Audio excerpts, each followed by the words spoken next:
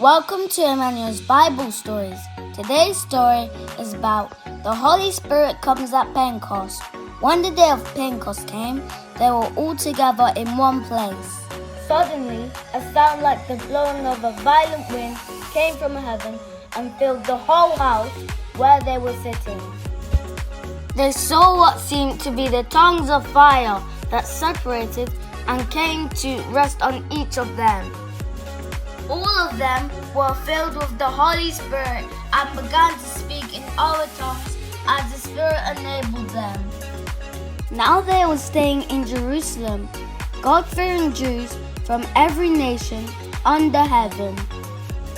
When they heard the sound, a crowd came together in bewilderment because each one of them heard speaking in his own language.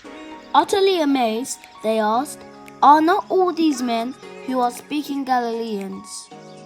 Then how is it that each of us hears them in his own native language?"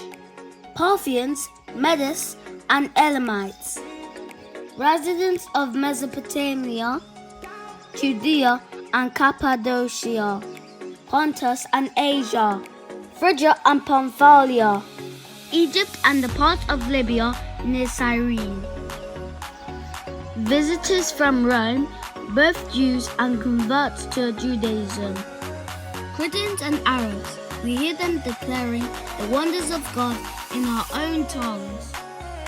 Amazed and perplexed, they asked one another, "What does this mean?" Some, however, made fun of them and said, "They have had too much wine."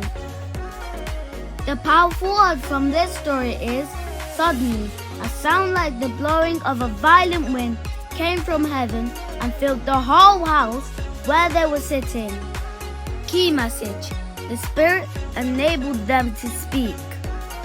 The Spirit is the doer of all kinds of wonderful things when you are a believer. The end.